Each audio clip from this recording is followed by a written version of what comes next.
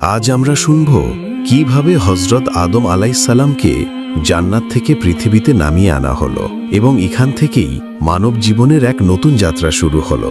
গন্ধম খাওয়ার পর হযরত আদম আলাইহিসসালামকে সিলন দ্বীপে নামানো হয়েছিল, আর মা হাওয়া আলাইহিসসালামকে নামানো হয়েছিল জেদ্দা নামে শহরে। শয়তানের এই চালে ময়ূর এবং সাপও তাকে সাহায্য করেছিল। তাই আল্লাহ তাআলা ময়ূরকে ডাকলেন, বললেন, হে মোর, তোমার অপরাধ অনেক বড়। যদিও তুমি সরাসরি গুনাহ করনি, তবুও তুমি সম্পূর্ণ নির্দোষ নও, কারণ তুমি জানতে যে আমার অনুমতি ছাড়া কেউ জান্নাতে প্রবেশ করতে পারে না। তবুও তুমি এক অপরিচিতকে সেখানে যেতে সাহায্য করেছ, তাই তোমাকে শাস্তি পেতে হবে। এক, প্রথমত তোমার জায়গা আর জান্নাতে হবে না। দুই, দ্বিতীয়ত তোমার দেহের অতুলনীয় সৌন্দর্য হ্রাস করে দেওয়া হবে, বিশেষ করে তোমার পা যা সবচেয়ে সুন্দর ছিল সেগুলিকে বৎসত বা কুৎসিত করে দেওয়া হবে। এরপর আল্লাহর হুকুমে ফেরেশতারা ময়ূরকে জান্নাত থেকে বের করে পৃথিবীতে ছেড়ে এলেন।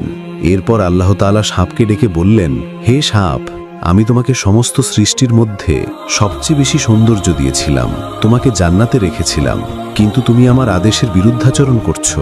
তুমি শয়তানকে আমার অনুমতি ছাড়া জান্নাতে প্রবেশ করিয়েছ। এবার তুমিও শাস্তি পাবে। তোমার চেহারা বিকৃত করে দেওয়া হবে, তোমার পাগুলো শেষ করে দেওয়া হবে। এখন তুমি জীবনভর পা ছাড়াই হামাগুড়ি দিয়ে ঘুরবে।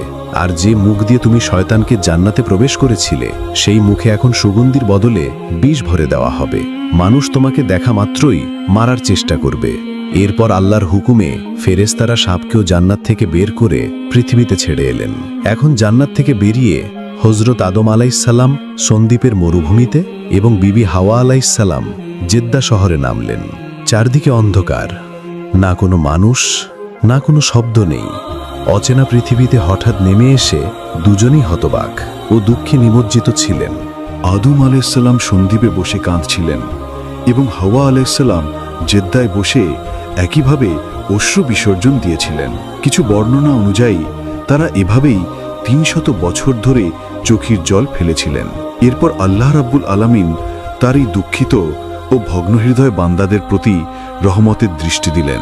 তারপর তিনি হযরত জিবরাইল আলাইহিসসালামকে আদেশ দিলেন, হে জিবরাইল, আমার বান্দা আদমের কাছে যাও এবং তাকে বলো যে সে যেন মক্কায় যায় এবং সেখানে আমার জন্য হজ করে। আল্লাহর আদেশ পেয়ে হযরত আদম আলাইহিসসালাম সফরের জন্য বেরিয়ে পড়লেন। মুফাসসিরগণ লিখেছেন, যখন আদম আলাইহিসসালাম সন্দ্বীপ থেকে মক্কার দিকে হাঁটতে শুরু করলেন, তখন আল্লাহ তাআলা তার জন্য জমিনকে এতটাই নিকটবর্তী করে দিলেন যে মাত্র ৩০ কদমে তিনি মক্কা শরীফে পৌঁছে গেলেন। মক্কা পৌঁছে হযরত আলী আলাইহিসসালাম জাবালে রহমতের কাছে বসে পড়লেন।